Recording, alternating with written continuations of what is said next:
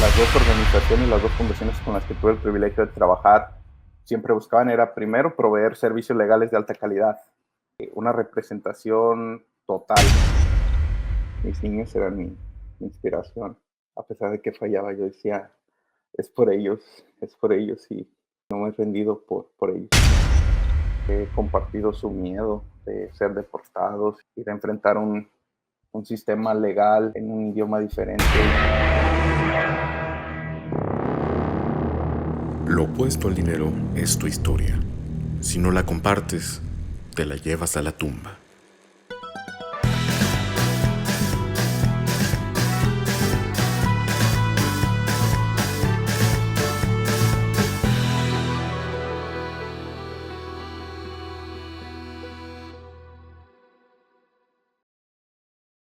Hola, ¿qué tal mis queridísimos amigos de Héroes sin Tierra?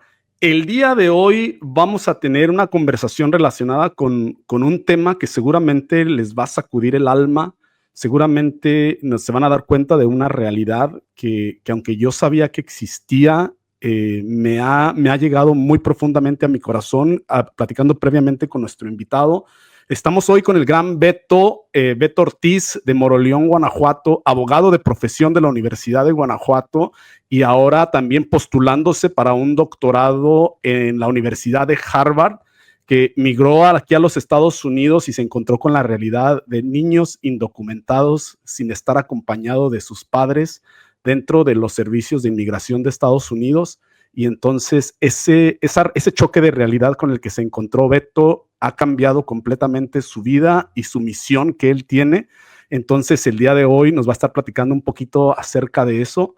Entonces aquí, bienvenido mi buen amigo Beto de Moroleón, Guanajuato. Beto Ortiz, ¿cómo estás, carnalito? Bien, Pepe, gracias por la oportunidad de participar en esta entrevista. Es un placer y esperemos que esta entrevista, por medio de esta entrevista, podamos empoderar e inspirar a muchos migrantes como nosotros. Sí, vas a ver que sí, carnal. Esto de emigrar es un tema bastante interesante y seguramente, pues como tú, como yo, también me pareció fascinante darme cuenta de eso que te comentaba, o que es tu experiencia con los niños indocumentados. Pero antes de llegar ahí, carnal, ¿qué te parece si nos platicas un poquito quién es Beto, hombre? ¿Cómo fue ser Beto de niño? ¿Cómo fue tu infancia, brother? Bueno, pues yo nací en Morelia, Michoacán. Mi papá es maestro, entonces nosotros somos de Moroleón, pero no había un hospital para que yo pudiera nacer ahí en Moroleón. Entonces, nos tocó ir para Morelia y ahí nací. Yo me crié toda mi vida ahí en Moroleón. Vivíamos en una colonia un poquito rural. Entonces, mi infancia fue con animalitos, con gallinas, perritos, chivitos y caballitos. Entonces, así fue mi infancia, muy bonita. Soy el mayor de tres hermanas, bueno, dos hermanitas pequeñas que tengo. Y pues nos quedamos con mi mamá y con mi papá allí en Moroleón, ahí en tu casa. Nosotros tenemos un poquito de antecedentes del área rural por parte de mis abuelitos, particularmente mi abuelito materno, quien él pues era muy pobre en el rancho donde él vivía. Él tuvo que emigrar a los Estados Unidos cuando tenía apenas 16 años. Entonces yo a veces me pregunto si, porque hay una teoría que dice que todas las cosas ya están determinadas, incluso las acciones humanas, se llama determinismo duro, pero yo me niego a creer eso hasta que me pongo a analizar cómo fue que mi abuelito vino con 16 años y si eso haya determinado que ahora yo esté involucrado y en la protección de los derechos de los niños migrantes. Entonces es muy bonito eso también. Estuve estudiando en escuela pública ahí en Moroleón hasta que llegó el tiempo de ir a la universidad. Afortunadamente pude ingresar a la licenciatura en Derecho ahí en la Universidad de Guanajuato. Una gran experiencia. Durante mi tiempo ahí en la universidad, mi mamá tuvo la oportunidad de convertirse en residente permanente de los Estados Unidos, ya que mi abuelito, él se convirtió en residente con la amnistía de Ronald Reagan en los 80s. Uh -huh. Sí. Pero cuando él pidió a mi mamá para también arreglarle sus papeles, pues ella ya había cumplido más de 21 años. Entonces entró a la lista de espera por más de 20 años y ya cuando yo estaba en la universidad fue que ella pudo arreglar y así también nosotros. Entonces, mientras yo estaba estudiando, venía en vacaciones para los Estados Unidos, aquí a Chicago. Trabajaba en fábricas, en lugarcitos así de comida para juntar un dinerito y ayudar a mis padres con los gastos de la escuela, ya que como nosotros somos 3 hermanos y nos llevamos poquito tiempo, nos llevamos un año cada uno, pues nos tocó estar a los 3 juntos en la universidad Sí, y sí. con el sueldo de mi papá de maestro para pagar 3 rentas, porque teníamos que ir a otra ciudad a estudiar, la despensa de cada uno, el transporte, pues era muy difícil. Entonces, pues mi mamá decidió venirse para acá a trabajar y yo en las vacaciones venía para acá también para echar la mano con lo que pudiéramos. Sí, claro. Y Entonces, mi Beto, como que la situación de tu casa, pues no era así tan ideal en cuestión de que había, en el sentido del recurso, o sea, tu ujú, mamá tu mamá migró a los Estados Unidos, pues para poder costearles la universidad, ayudarle a tu papá, y también exacto, a ti como hijo te tocaba venirte a Estados Unidos en las vacaciones, pues a ganarte un ujú, centavito, a lo mejor para no tener que estirar la mano todo el tiempo. exacto, exacto, sí. Gracias a Dios nunca nos faltó nada, ni comida, ni ropa, ni nada, Ujú. pero, pero pues sí, sí era difícil manejar todos esos gastos, entonces Sí, claro. pues tuvimos que hacer eso, separarnos un ratito. Y te graduaste como abogado de la Universidad de Guanajuato. Correcto, como licenciado en Derecho, durante el tiempo que yo venía para acá en las vacaciones, me empecé a dar cuenta de muchas cosas, de cómo vivían los migrantes cuando estaba en los lugarcitos de comida, atendiéndolos, cuando estaba en las fábricas trabajando con ellos, me daba cuenta de todas las dificultades que ellos pasaban, desde el simple hecho de no tener acceso a servicios de salud, a no tener la posibilidad de regresar a su país, Sí, a no tener acceso a la educación y otros tipos de, de violaciones a sus derechos que yo me iba notando. Pero un momento radical en mi vida fue en el 2018. Todavía me acuerdo del día que pasó esto.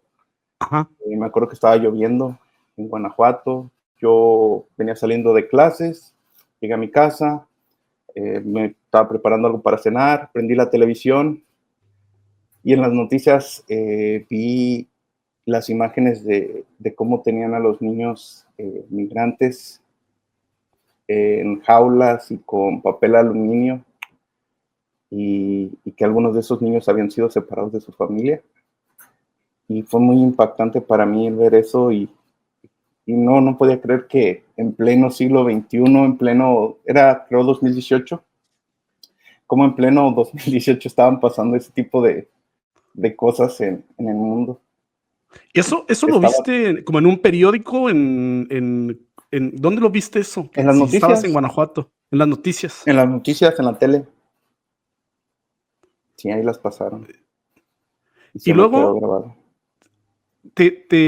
ahorita, ¿sabes qué? Ahorita le metemos ese tema bien chido. Antes de Ujú. llegar ahí, te gradúas. ¿En qué año te graduaste de la universidad como En abogado? el 2019, En el 2019. Te sí, gradúas, te titulas y decides irte a Estados Unidos. a la semana, ya lo tenía planeado, me gradué y a la semana me vine. Primero llegué a Los Ángeles. Ajá. ¿Y Eh, aquí estaba todavía tu mamá o ya tu mamá se había regresado? ¿Cómo era esa onda? Mi mamá estaba aquí, pero en Chicago, donde yo estoy Ajá, ahorita. Pero yo llegué a Los Ángeles y quizás como yo llegué, es muy diferente a cómo la mayoría de nuestros paisanos y migrantes llegan aquí al país, pero yo llegué con una cuenta de banco, con dinero que me habían dado mis papás, llegué con un título de abogado, con una tarjeta de residencia permanente, en un vuelo, sí, este, al aeropuerto de Los Ángeles, me fue a recoger mi tío, hermano de mi papá, llegamos a la casa, ya me tenía un cuarto para mí solito, había comida, había todo lo que yo pudiera necesitar, internet, hasta un lugarcito para que yo me pusiera a estudiar, a hacer lo que yo quisiera. Me dio un carro para que yo me moviera.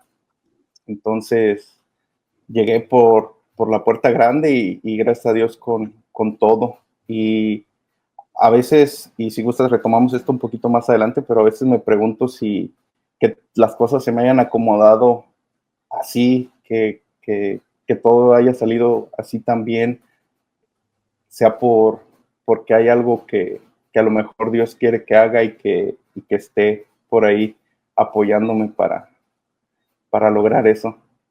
Pero sí, tienes razón y la verdad es que tocando un poco el tema que estás diciendo de que sí, yo lo digo mucho aquí en mi podcast, Beto, en donde sí, ciertamente todos como migrantes venimos de una manera muy distinta, ¿no?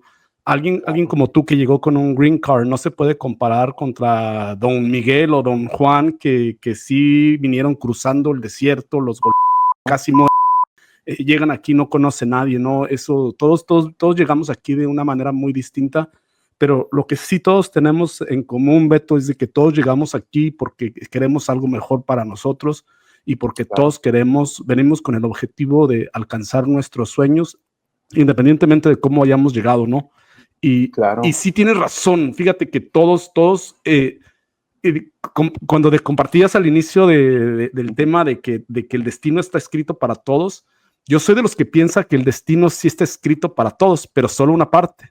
Nosotros tenemos el poder de cambiar de cambiar ese destino y es nuestra obligación cambiar el destino en mejoría de nosotros mismos y de nuestras familias, ¿no? Me encanta eso. Sí, es cierto. Y llegas aquí y te pones a trabajar como abogado, pues claramente no podías encontrar un jale como abogado, ¿no? No. ¿Cómo empezaste aquí a ganar unos dolarillos? Bueno, pues esa fue una de las primeras fallas que tuve que superar porque pues no podía practicar aquí como abogado porque aquí, bueno, es dependiendo de cada jurisdicción. En California, por ejemplo, para ejercer como abogado necesitas pasar el examen de la barra de abogados de California y para poder tomar el examen necesitas un doctorado en Derecho. Yo únicamente contaba con mi título de licenciatura, entonces no podía tomar la barra y por lo tanto no podría ejercer mi carrera. Entonces empecé a buscar trabajo como asistente legal o como paralegal. Afortunadamente encontré un trabajo con un abogado, Juan Carlos Payares, en Long Beach, California, y empecé a trabajar con él como asistente legal. Ahí empecé a ver temas de asilo, casos de asilo. Él me preparó, me entrenó, me dio los materiales para que yo estudiara, me instruía en cómo hacer las cosas que yo necesitaba hacer para ayudarle en casos de asilo, casos de estatus de inmigrante especial juvenil, casos de visa U, casos de protección contra la deportación, y procedimientos de la Corte de Inmigración. Y mientras trabajaba, porque era un part-time, trabajaba en las tardes y en la mañana me iba a la escuela de inglés, a clases de inglés como un segundo idioma. Sí, claro. Donde, fíjate también qué bonito, me encontré con dos de mis mentoras que me ayudaron que más allá de las clases me ayudaban proporcionándome materiales o yo las contactaba y les preguntaba cosas adicionales a la clase y gracias a ellas también pude aprender el idioma y expresarme mejor y obtener esa herramienta que es necesaria para el sueño que quiero alcanzar. Sí, claro, ¿no? Y la verdad es que a veces, ¿sabes qué? A veces me gustan, pues, ojalá que los paisanos que a veces se niegan un poquito a pasar tiempo aprendiendo inglés se animaran a utilizar más esta herramienta gratuita que existe en Estados Unidos, que se llama inglés como segunda lengua, ¿no? Que sí está disponible para cualquiera, nada más que sí hay que meterle tiempo y en algunas ocasiones pues también hay que reconocer que los paisanos pues le meten horas bien duras a la jornada. Claro. Y es difícil hacer ese tiempo, ¿no? Porque los biles no dejan de pagarse. Exacto, y es difícil, a mí me costó mucho trabajo estudiar aprender inglés. Sí. Recuerdo cuando practicaba me dolía toda esta parte del cerebro, era muy, muy interesante. cómo me dolía esta parte, pero sí, gracias a mis mentoras, al trabajo que hacía en las tardes, pues pude aprender ese idioma. En algún momento llegas, en el momento de tu historia, fue de que aquí con este abogado que empezaste a ponerte en contacto con estos temas de niños indocumentados, ¿o fue una experiencia distinta? No, fue exactamente ahí con el abogado Juan Carlos. Empecé a notar específicamente las vulnerabilidades que sufrían o que tenían los niños inmigrantes, especialmente cuando eran no acompañados. Desde el hecho de que no tener cómo pagar un abogado, y ya que el gobierno de los Estados Unidos no te provee un abogado de oficio en los procedimientos de la Corte de Inmigración, pues es algo absurdo imaginar un niño frente a un juez de inmigración A ver, solo por sí para solo. entender un poco, para ayudarme a definir un poco en mi cabeza la situación aquí. Entendemos por un niño, por un menor no acompañado de un adulto, es un niño menor de 18 años, Ujú, que de 0 a 18 años, me imagino, exacto. eh, y que de alguna manera por situación de la vida no está cerca de sus padres, ya sea porque a lo mejor los deportaron y no había ningún otro familiar que ayudara a este niño. Este niño se queda vulnerable en las manos del Departamento de Inmigración. ¿Y Perdón, adelante. es eso de lo que estamos hablando? Sí, exacto. Nada más que no es el Departamento de Inmigración, es la Oficina de Reasentamiento de Refugiados, Ok. quien se queda a cargo de los niños que no pueden encontrar un patrocinador o que no pueden ser reunificados con un familiar. Pero sí. Y luego, entonces, como parte de esto, en algún momento esta oficina envía a los niños al Departamento de Migración. Mm, Y en la ajá, Corte de Migración o en el Departamento de Migración, ahí no hay quien les ayude, ellos están solitos con un juez. exacto, exacto, exacto. Como el gobierno, cuando ellos entran, a pesar de que entren como menores no acompañados, les expide una orden de comparecencia, de que tienen que Ajá, presentarse ante el juez de inmigración. Ellos todavía están en procedimientos de la Corte de Inmigración, ya que llegaron aquí sin un estatus legal. ajá, Entonces, tienen que ir a la Corte de Inmigración mientras están en alguno de los albergues de la Oficina de Asentamiento de Refugiados. Los trabajadores de esos albergues los llevan a la Corte de Inmigración, o algunos jueces ahora implementaron el Zoom y pueden entrar a la audiencia desde Zoom, pero sí, ellos siguen en ese procedimiento. El gobierno no provee un abogado de oficio, entonces es realmente absurdo cómo esperan que un niño pueda defenderse sin siquiera saber el idioma, sin siquiera saber las complejidades del sistema de inmigración, muchas veces sin siquiera saber hablar o expresarse. Es absurdo. llegas tú con por medio de este trabajo que tienes, te empiezas a acercar con estos casos y Ujú. llegas a estos albergues y te pones en contacto directo con los niños. Así fue como tu primer contacto que tú tuviste con este tema. Antes de trabajar con niños detenidos y en esta oficina que fue mi primer trabajo, ahí con el abogado Juan Carlos, yo interactué únicamente con niños que ya habían sido reunificados o que habían sido entregados a un patrocinador. Ajá, Entonces, mi interacción con niños detenidos fue hasta que yo entré a una fundación que se llama Kids in Need of Defense, o KIND. Ellos ujú, son una de las fundaciones más grandes en el mundo que ayudan a los niños no acompañados. Yo decidí entrar a esta fundación como paralegal, como asistente legal, por lo que yo ya había conocido acá con el abogado Juan Carlos. Entonces empecé ahí con ellos en el 2021.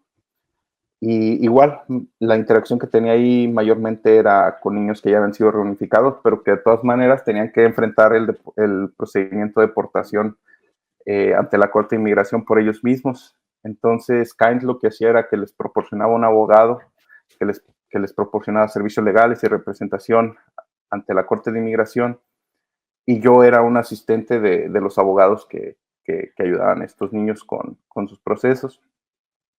Entonces, mientras yo estaba ahí con Kind en Los Ángeles, surgió una oportunidad para un voluntariado con la oficina de reasentamiento de refugiados para ir a la frontera de México y Estados Unidos. Fue una experiencia increíble y pues ahí fue donde yo tuve realmente mi primera interacción y donde mi perspectiva pudo por fin delinearse y decidir que lo que yo quiero es dedicar mi carrera a la protección de los derechos de los niños migrantes. Pero no solo eso, porque estar ahí me hizo darme cuenta, primero, que detener a un niño no está bien, no está justificado bajo ninguna situación. Que separar a un niño de su familia tampoco está justificado, que no es correcto, y que un niño no debe enfrentarse a un sistema legal o a un juez y a un gobierno que lo quiere deportar por sí solo. Entonces, esos ideales me hicieron definir lo que yo realmente quiero para mi carrera. Beto, ¿qué fue lo que si nos puedes a lo mejor ayudar a describir eso, a lo mejor esa pintura, esa fotografía de que tú llegas y qué es lo que ves que completamente cambia tu vida, que te toca el corazón? Bueno, hay un problema porque para entrar a estos lugares, a estos albergues, te hacen firmar un acuerdo de no divulgación del gobierno. Entonces yo no puedo describir exactamente qué es lo que hay ahí, lamentablemente. Pero lo que sí puedo decir es que detener a un niño no es correcto. Separar a un niño de su familia no es correcto bajo ninguna circunstancia. Entonces, tan solo ver a un niño detenido no es.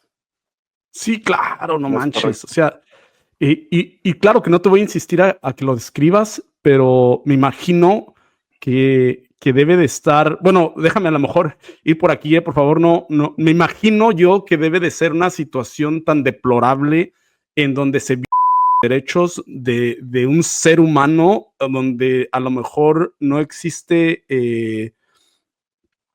condiciones mínimas para que un niño y un ser humano puedan vivir o estar en un albergue de una manera que se le, que, bueno, vaya lo que sí, que se le honre a su humanidad, ya sabes. Me imagino que debe ser una situación tan triste de ese tipo para que alguien salga de ese tipo de encuentros y diga, tengo que cambiar la misión de mi vida. Claro, claro. Y pues, a pesar de que yo no puedo describir eso por los acuerdos que yo tengo, pero pues yo creo que las imágenes en las noticias, en videos en Sí, YouTube son más que evidentes, principalmente con la patrulla fronteriza en ese primer contacto cuando ellos entran y son detenidos. Creo que es la parte más dura. sí, me imagino. Y, mira, por ejemplo, alguien como yo y quizá muchos, la gran mayoría de nosotros cuando vemos algún tipo de injusticia, pues sí nos duele en el corazón, pero, seguramente sí decimos, bueno, pues ya, o sea, ya, qué mala onda, qué injusto, qué cruel, pero ninguno de nosotros nos hemos atrevido a cambiar completamente nuestra vida o la misión de nuestra vida para poder ayudar. Y en tu caso, pues tú sí tomaste una decisión fuerte en ese momento, ¿no? Sí, sí, es, es difícil cuando es tu propia gente la que está ahí. Y mi Beto, una vez cuando tú empiezas a involucrarte más con estos casos, Ujú. hay, ¿cómo es defender a un niño que no tiene documentos y que además, pues él no tiene acceso a hablarle a alguien para que lo ayude? O sea, tú tienes que, como parte de tu trabajo era andar buscando quiénes son estos niños, ir al albergue, preguntarles sus nombres. ¿Cómo funciona esa parte? No, era un poquito diferente, era bajo referencias, o sea, los niños llegaban a nosotros por las referencias porque la organización en la que yo trabajaba estaba en una de las hojas que les daban a los niños cuando los entregaban a sus patrocinadores o cuando los reunificaban con algún familiar. Entonces ahí venía el número de nosotros, la página, el correo electrónico, y ellos nos contactaban. Es una fundación, entonces estábamos limitados por los recursos. A mí me hubiera encantado. Era difícil cuando no podíamos ayudar a alguien por falta de recursos. Yo creo que toda fundación, su propósito es ayudar a toda la gente, pero la verdad es que si eres una fundación y no cobras por los servicios que otorgas, Sí, claro. Todo es salida. pues hay una limitación en el tema de los recursos.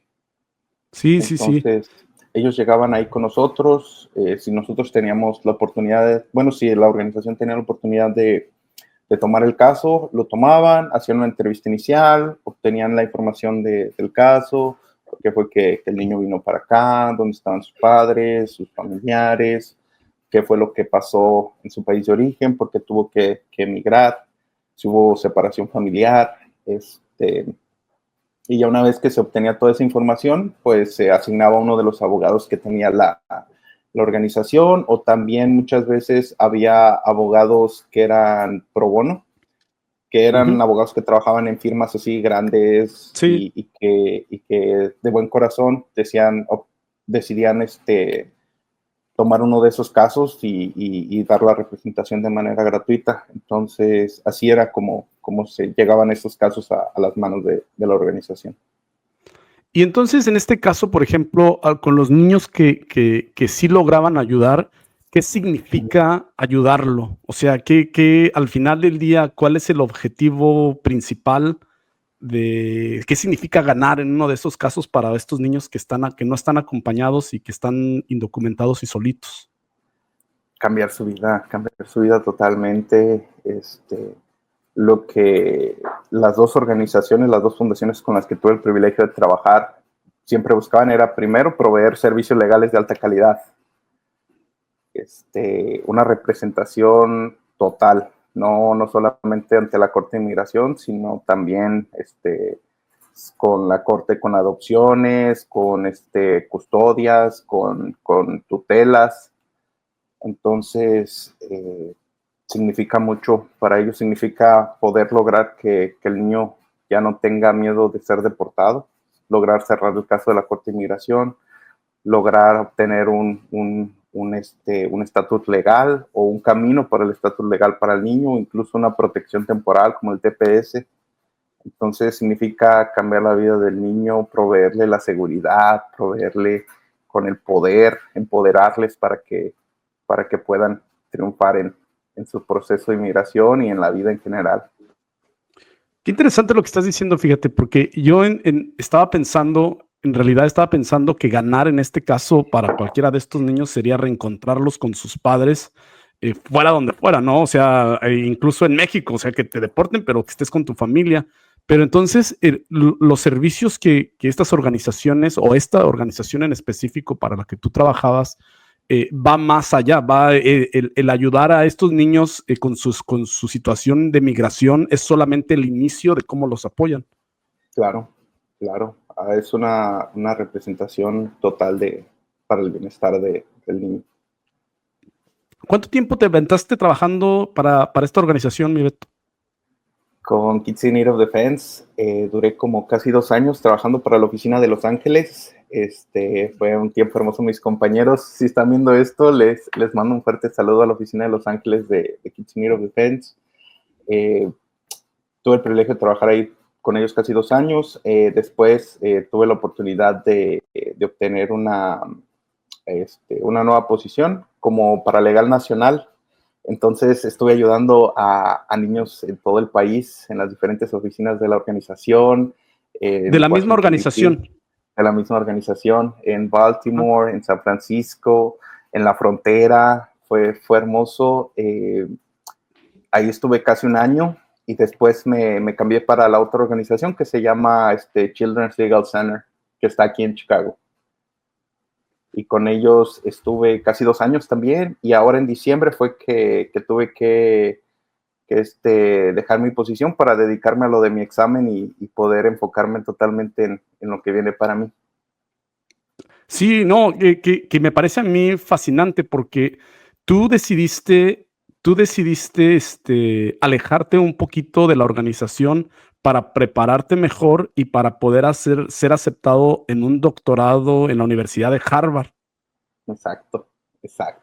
Fuera de que la universidad, que es la Universidad de Harvard, seguramente, a lo mejor, desde mi perspectiva, la mejor que existe en Estados Unidos para formar abogados. Fuera de que es la mejor, ¿por qué decidiste que Harvard era a donde tú querías ir? Por varias cosas. Harvard tiene muchas oportunidades para permitirme obtener los conocimientos, las habilidades que yo necesito para cumplir mi objetivo. Y yo creo que es bueno primero definir mi objetivo.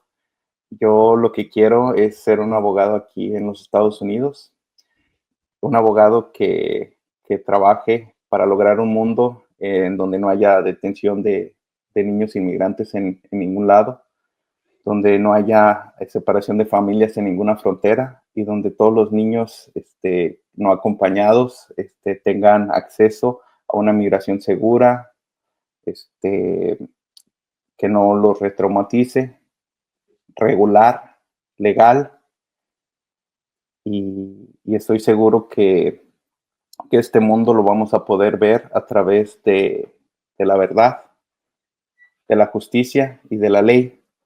Y resulta que el moto de Harvard o el lema de Harvard es Veritas, Lex et Justitia, que significa verdad, ley y justicia. Quiero ir a Harvard porque quiero conocer a un profesor que se llama Gerald Newman, que es un investigador de derechos humanos. Más que investigador, que abogado, es un defensor de los derechos humanos. Él se ha dedicado su vida a la investigación en los derechos humanos. Él tiene un libro muy interesante que le recomiendo mucho que se llama Los extraños de la Constitución, en el cual él describe un tema que está muy, muy, muy vivo ahora, que es la ciudadanía para aquellos por nacimiento, exacto, por nacimiento en el territorio, que es el jus soli. Entonces, ahí maneja el tema, quiero conocerlo, quiero entrar en su programa. Él maneja un programa en la Escuela de Leyes de Harvard que se llama el Programa de Derechos Humanos en Harvard, donde hacen esta defensa de los derechos, donde hacen investigación sobre derechos humanos. Quiero aprender de él. Hay otras clínicas que también están disponibles en esta universidad y de las cuales quiero formar parte para seguir defendiendo los derechos de los niños migrantes. Y también porque en Harvard, en la Universidad de Harvard, más que aprender derecho, también puedes conocer a las personas que pueden ayudarte a lograr estos objetivos. Las conexiones en una universidad así son muy importantes, entonces por eso quiero ir a esta escuela. Sí, no, tienes mucha razón en lo que dices de que Harvard, hay mucha gente que quiere cambiar el mundo que está en Harvard, y esas conexiones de las que tú dices son muy importantes porque seguramente en 20 años pues el presidente del Tribunal de Justicia de Estados Unidos seguramente va a ser un graduado de Harvard, ya sabes. Exacto. Entonces, tener esos contactos, pues sí son importantes para lograr cambiar el mundo de la manera como tú lo quieres cambiar, mi Beto. Exacto, Pepe. Exacto. Por eso quiero ir a esa escuela y ese es el objetivo y hemos trabajado ya por 6 años para lograrlo. Ha sido muy, muy difícil. Me ha tocado fallar y me he levantado y seguimos adelante y no me voy a dar por vencido hasta que lo logre. Fíjate que eso era lo que te quería preguntar, o sea, entrar a Harvard es una meta bien agresiva, ¿no? Es una meta bien complicada de obtener, o sea, es difícil. ¿Qué se tiene que hacer? ¿Qué tiene que hacer un abogado mexicano que vive en Estados Unidos para poder ser aceptado en un doctorado de leyes en Harvard? Pues primero que nada, tener tu título o cualquier título de licenciatura te permite aplicar para la escuela de Derecho. Necesitas tomar el examen de admisión, que se conoce como el SAT, y obtener un puntaje que esté dentro de los parámetros de Harvard. Sus parámetros ahorita, la mediana del puntaje que ellos están aceptando ahorita es 174, lo cual es brutal y muy, muy difícil de sacar. Sacar un 174 significa sacar entre 3 y 5 preguntas mal de 100. Ok. Y todas las preguntas están Complicadas. muy, muy brutales, sí, están complicadas. Es quedar arriba del 98% de las personas que tomaron el examen. Entonces es muy, muy complicado obtener ese puntaje. También entrar dentro de los parámetros de su promedio de la licenciatura, o sea, que sacaron en la licenciatura. Me he reunido con varios del ¿cómo se dice? Del personal del comité de admisiones de la escuela de Harvard, y ellos mencionan que no solamente son los números duros, pero también la experiencia que tú tengas en el campo, que tú estés buscando, que tengas un objetivo bien definido por cuál quieres tú entrar a esta escuela, que tú estés trabajando para lograr ese objetivo ya desde antes de entrar a la escuela, que tengas antecedentes de que estás interesado en este tema. Y la investigación también ayuda muchísimo. Entonces, es eso, cartas de recomendación, una carta de exposición de motivos y una carta de exposición de perspectiva. Y pues sí, eso es lo que se ocupa. Oye, mi Beto, y tú recientemente platicábamos, tomaste este examen, ¿no? El LSAT por cuarta vez. Por cuarta vez, ¿cómo ha sido ese proceso? O sea, lo has tomado 4 veces y las primeras 3 veces no fue lo suficiente, no tuviste el resultado deseado para que te aceptara Harvard o aplicar con un buen resultado. Exacto, sí. En primera, el examen es muy brutal. En segunda, el inglés no es mi idioma nativo. A pesar de que lo puedo hablar bien, a compararme contra hablantes nativos del inglés en un examen de estos me pone en una desventaja. Sí, claro. Yo trabajaba de tiempo completo en las organizaciones. Tenía que levantarme a las 3:30 de la mañana para empezar a estudiar y por estudiar un poco antes de empezar a trabajar, porque ya en la noche, te lo juro que no podía, estaba tan abrumado de todo el trabajo que ya no podía estudiar. Y sí, fue muy difícil. Ha sido muy difícil. Todavía no puedo cantar victoria todavía, pero ha sido muy, muy difícil este proceso. Y sí, fue muy difícil. Oye, mi Beto, y por ejemplo, esta parte donde haces el examen y no obtienes el resultado que tú esperabas y después vuelves a aplicar, o sea, la gran mayoría de gente, carnal, pues como que se desanima la primera vez que falla, ¿no? Y a lo mejor se empiezan a hablar a sí mismos y se dicen, no, pues es que esto no es para ti, esto no es para mí, Claro. no, yo no soy lo suficientemente bueno para ser aceptado o tener este trabajo, ser aceptado en esta universidad o pasar este examen. ¿Cómo mantenías tu espíritu sano para seguir luchando por esto, brother? Con mis niños. Mis niños eran mi inspiración. A pesar de que fallaba, yo decía, es por ellos, y no me rendí, y no me he rendido por ellos. Qué chido, carnal. Eso sí, siempre es muy importante cuando uno está buscando metas tan grandes, pues tener su centro de inspiración, ¿no? Claro, sí, cada vez que me reunía con ellos para cualquier cosa, para que me llevaran firmas o para que fueran a firmar algo, para que me llevaran algún documento que necesitábamos, siempre es muy lindo saludarlos, saber cómo están, y poder conectar esa parte humana con los niños. Entonces, pues Y ellos solo son para aclarar, carnalito, inspiración. disculpa que te interrumpa, pero solo para aclarar, cuando dices los niños, mis niños, no te estás refiriendo a tus hijos biológicos, No, yo no tengo hijos. te estás refiriendo a los niños que están en los albergues, que están indocumentados y que no tienen compañía y no tienen ayuda de nadie. Esa Exacto, es tu inspiración. exacto, y a los niños que también fueron reunificados, pero que no pueden pagar un abogado y que están enfrentando un proceso ellos solos.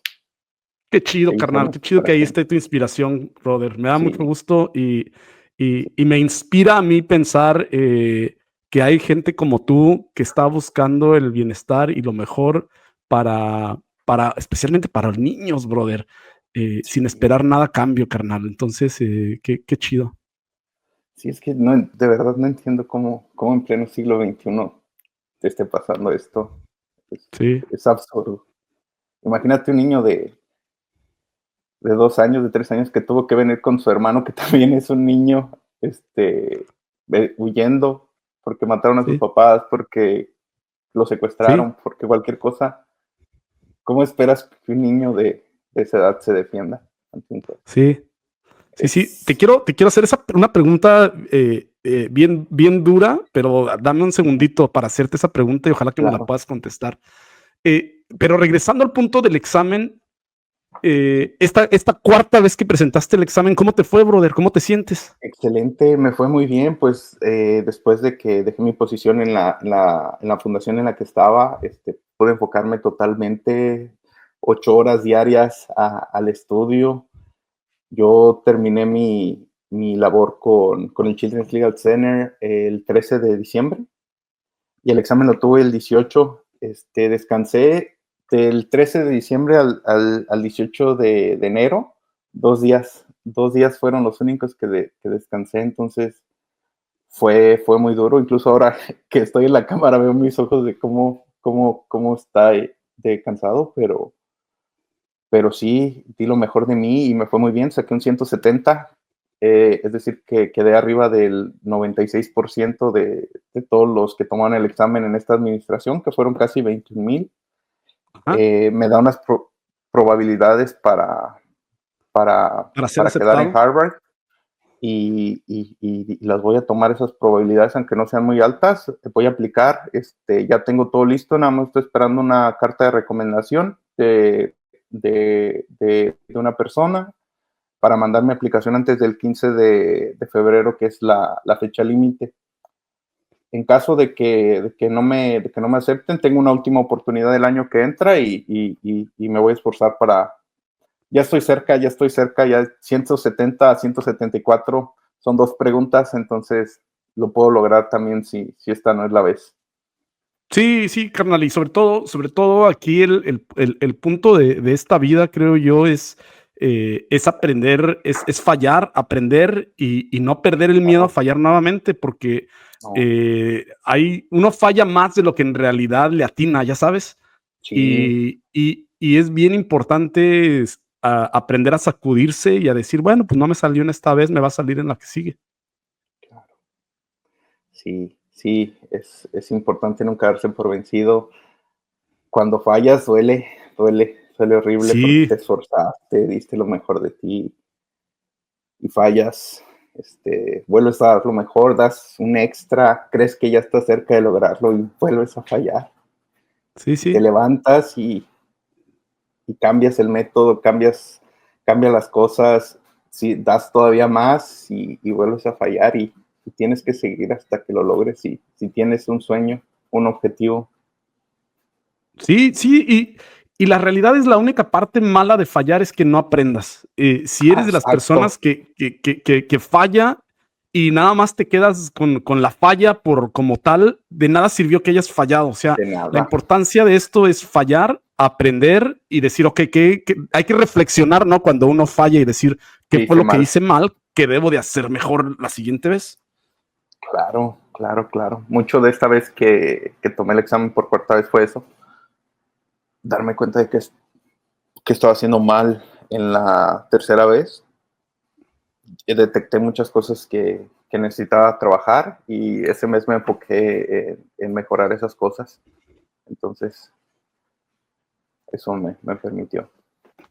Oye, brother, y la pregunta que te quería hacer, que dije que era un poquito dura, es Ujú, que nos podrías contar como de algún caso en específico, sin decir nombres, obviamente, claro. de algún caso que te haya impactado, que te haya llegado al corazón, pues quizá de los tantos que has tenido, que sí ha sido un motor grande para que tú sigas intentando llegar a tu sueño.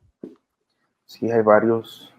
Desde que empecé en esto, he mantenido las historias de cientos de niños que han venido aquí sin acompañante, que fueron separados de su familia en la frontera, que venían escapando de algún peligro al que estaban expuestos. He compartido su miedo de ser deportados y de enfrentar un sistema legal en un idioma diferente y por ellos mismos. Y hay varios ejemplos. Sí, por el tema de la confidencialidad no puedo Sí, decir claro. mucho. Es un tema importante, pero hay uno que ahorita particularmente traigo conmigo por lo que quiero hacer, de un niño que no se le permitió aplicar por asilo por, por una, ¿cómo se puede decir? Como una restricción para aplicar por asilo que era demasiado amplia y que no tiene ninguna excepciones. En este caso, esa restricción es por hacer cierto tipo de cosas, que lamentablemente no puedo decir aquí qué cosas son las que hicieron, pero esa restricción a los aplicantes de asilo se da porque hicieron ciertas cosas, pero no tiene la excepción de cuando los niños son forzados. Deja tú de que cuando sean forzados, pero que sean niños que no tienen su, su mentalidad desarrollada como de un adulto. Entonces, en este caso, el niño fue forzado a una edad muy temprana a realizar este tipo de acciones. Fue golpeado, fue, fue abusado, fue, fue, fue obligado a hacer este tipo de cosas, fue secuestrado. Y no es justo que esa restricción en la ley no tenga una excepción para casos como este, que son niños y y que fueron forzados. Entonces, una de las cosas que yo quiero hacer cuando sea abogado es mediante acciones colectivas que se conocen aquí como class actions, juicios estratégicos y de alto impacto, juicios internacionales, cambiar este tipo de regulaciones para que dejen, para que permitan esas excepciones y pueda permitir a personas que realmente merecen aplicar por estos beneficios. Oye, brother, y por ejemplo, lo que me queda muy claro es que tú ya estás haciendo tu parte, ¿no? Tú ya estás haciendo la parte esta donde te estás preparando porque quieres ayudar con un impacto más grande, pero alguien como yo, alguien que nos está viendo, que si bien sí podemos ver la injusticia y nos gustaría participar o ayudar de alguna manera, ¿cómo podemos hacerlo? Hay varias maneras. Muchas de las organizaciones que ayudan a los niños tienen voluntariados, incluso como traductores. No necesitas tener ningún conocimiento previo. Algunas es para dar, ¿cómo se llaman? Presentaciones a los niños para que conozcan sus derechos. Entonces, la mejor forma para apoyar esta causa es servir como voluntario en alguna de estas organizaciones o también donar a las organizaciones que prestan estos servicios de manera gratuita, ya que no tienen la capacidad por la falta de recursos para atender a más niños. Entonces, esas dos formas, a las personas que son conocedoras del derecho y que son abogados eh, aquí en los Estados Unidos, que están autorizados para practicar ley, pues servir como abogados pro bono para estas organizaciones que realmente necesitan el apoyo de abogados para poder ayudar a más niños.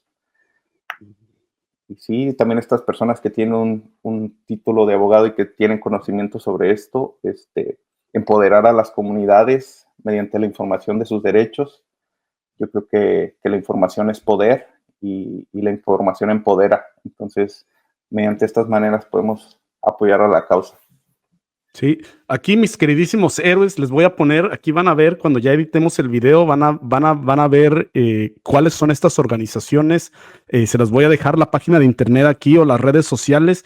Y entre todos, carnalitos, pues esto es ayudar a la misma raza. Esto sí es directamente ayudar a los propios. Entonces, tóquense el corazón y todos, ¿qué les parece si aventamos un billetito, aunque sea chiquito, $1, $5, $10, carnales, lo que ustedes puedan, pero vamos a echarle la mano a estas organizaciones que le están echando la mano a nuestros paisanitos chiquitos, niños que están solitos y que están desamparados, carnal. O sea, y imagínense ustedes, yo me imagino un día, 2 días, imaginándome que mis hijos necesitan algo y que no se los puede y que nadie se los puede dar, me rompe el corazón. Entonces, por ahí, si pueden, no, todos podemos aventar $5. Entonces, ahí échenme la mano. Hay que aventar ahí $5, $10 y vamos a dejar ahí la página para todos los que puedan apoyar, apoyen. Gracias a todos. De verdad, es cualquier pequeña contribución es de gran ayuda. Oye, mi Beto, y esta pregunta retomando un tema que tocabas como de ahora con las políticas, con los cambios políticos que están pasando en Estados Unidos, donde existe una propuesta de que ya la gente que nace en Estados Unidos, que sus padres no son ciudadanos americanos, que no tengan el derecho a ser ciudadanos americanos. En un principio suena bastante fuerte, porque hasta suena un poco ilógico, pero hay muchos países que en realidad tienen estas mismas restricciones, ¿no? En realidad no es algo tan común de que porque nazcas en un país ya te den ese derecho. ¿Qué opinas tú de este tema, brother?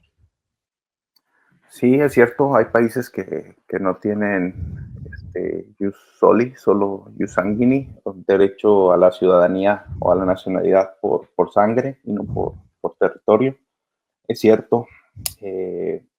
Sin embargo, aquí en los Estados Unidos es un derecho fundamental reconocido en una de las enmiendas de la Constitución. Entonces, hay jerarquía en cuanto a las leyes y a las normas jurídicas.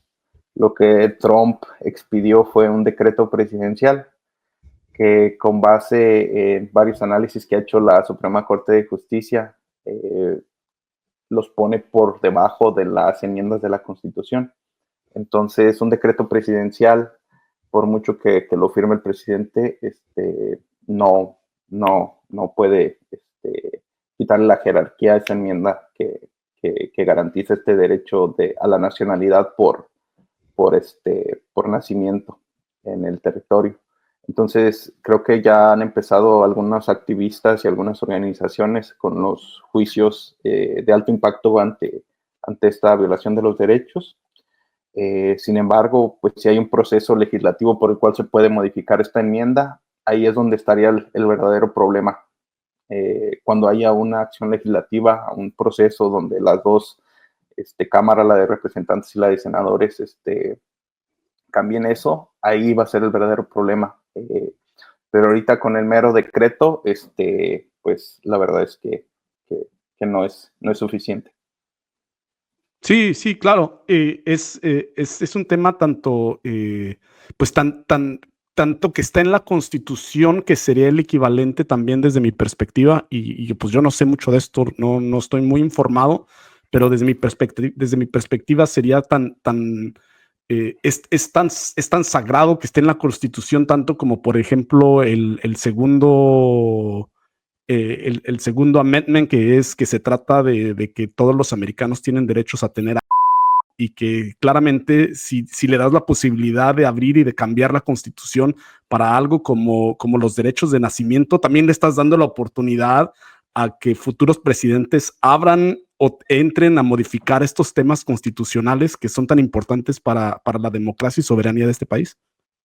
Sí, va a crear un precedente interesante. Oye, brother, y entonces ya aquí ya pues para ir cerrando ya el tema, ya, obviamente ya hablando de temas de que ya más a futuro y ya más soñadores aquí, una vez que te gradúes de Harvard, ¿cómo te ves tú ya graduado de Harvard? ¿Vas a abrir un bufete que se va a dedicar a ayudar a los inmigrantes? ¿Vas a abrir una organización que continúe con lo que ya otras organizaciones están haciendo? ¿Cómo te ves tú graduado de Harvard? Fíjate que todavía no me había puesto a pensar en eso así ya concreto, pero Ajá. no sé si en una organización, si por mi propia cuenta o creando yo mi propia organización, pero lo que sí quiero hacer es primero identificar, y estoy seguro que durante mi tiempo en la escuela de Derecho lo voy a identificar claramente qué regulaciones violan los derechos de los niños inmigrantes, empezar ya con una licencia de abogado, poder iniciar juicios de alto impacto estratégicamente, ya sea mediante acciones colectivas o juicios federales, o también mediante juicios internacionales, ver esa posibilidad para realmente cambiar ese paradigma y empezar a trabajar para ese mundo que quiero ver y que estoy seguro Sí. que todos nosotros queremos ver.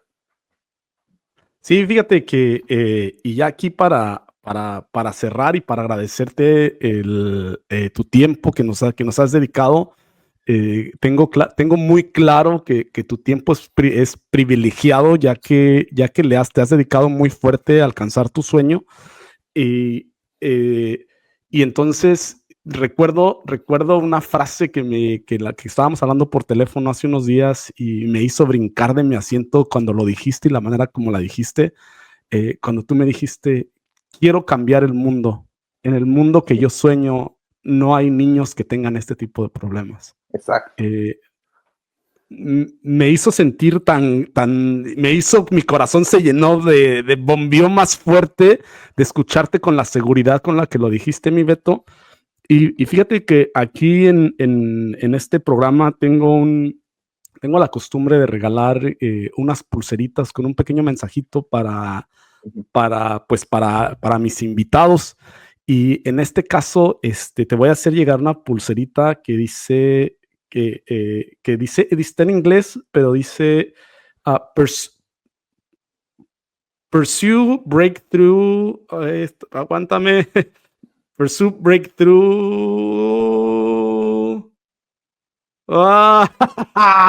Qué menso soy. Pursue breakthroughs in your life, que significa persigue sueños que vayan más allá de lo normal, que sueños que se salgan de los límites. Y en realidad, mi Beto, a mí me has inspirado porque los sueños que tienes, cuando dices yo quiero cambiar el mundo, me recuerda cuando yo era más joven y que yo tenía un profesor en la Universidad de Guanajuato que decía, ¿qué quieres? Y decía, pues yo quiero esto, sueña más grande. Y me decía, sueña más grande, porque nada más estás soñando de ese tamaño, sueñen más grande. Y uno no lo ve, en realidad no lo ve reflejado hasta que ya eres adulto y te das cuenta de que en realidad todos tenemos límites y nuestros límites son los sueños. Entonces, sí, querido brother, te quiero agradecer porque tienes esos sueños tan grandes y tengo la seguridad en mi corazón de que Beto va a cambiar ese mundo y que mis hijos van a vivir en un mejor mundo porque Beto estuvo en él, brother. Te agradezco que sueñes de esa manera y te agradezco que tengas ese espacio en tu corazón para defender a nuestros niños. Y lo digo de esa manera de nuestros niños sí, que están abandonados, Beto. Te lo agradezco bien harto, brother. Es un placer. Gracias a ti por esta oportunidad, Pepe. Lo aprecio bastante. Y gracias a todos también que nos escuchan. Y hay que cambiar este mundo y estoy seguro que ustedes también quieren ver ese mundo y lo vamos a lograr. Todos lo queremos ver y todos vamos a estar en ese mundo, mi Beto. No dejes de luchar por lo que sueñas, carnalito. Te agradezco que hayas estado con nosotros, mis queridos héroes sin tierra. les pido, por favor, siempre les pido que se inscriban y les sigan diciendo que se suscriban a mi canal, pero hoy más que nunca les pido que nuevamente aquí les voy a poner las organizaciones para las que ha trabajado Beto y las organizaciones que se dedican a ayudar a nuestros niños, brothers. Aviéntenles un billetito, no chinguen, un billetito chiquito que sea, pero aviéntenles un billetito para que ellos puedan seguir ayudando a nuestros niños que están abandonados y que no tienen documentos. Beto, te lo agradezco. Mis héroes sin tierra, un abrazo. Gracias por estar aquí con nosotros. Vámonos. Arre, todo para adelante. Saludos a Moroleón, saludos a Tarimoro y saludos para toda nuestra gente inmigrante que está aquí en Estados Unidos echándole todo, persiguiendo sus sueños. Muchas gracias, amigos. Que tengan buen día.